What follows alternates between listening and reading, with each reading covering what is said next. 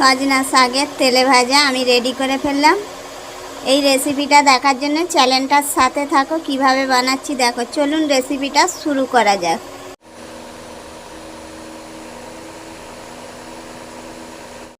তোমাদেরকে আজকে আমি তেলে ভাজা বাইনে দেখাবো, তাও আবার কিসের? সজনা শাকের। তো কিভাবে বানাচ্ছি রেসিপিটা প্রথম থেকে শেষ পর্যন্ত দেখো, আশা করছি তোমরাও বাড়িতে বানাতে পারবে। তেলে ভাজা বানাবার জন্য আমি এখানে 1 কাপ বেসন নিয়েছি, 1 চামচ আদার পেস্ট দেবো, হলুদের গুঁড়ো দেবো, জিরের গুঁড়ো দেবো, লবণ দেবো। সব উপকরণগুলো আমি হাতের সাহায্যে মাখিয়ে নেব। খাবার সোঁটা দেবো, দিয়ে গুলে নেব। চালের গুঁড়ি দেবো,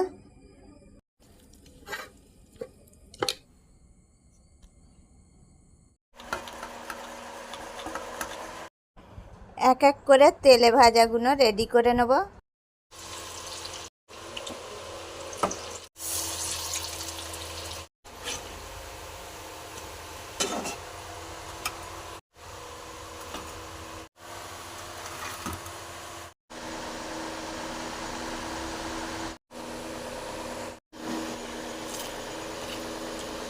দারুণ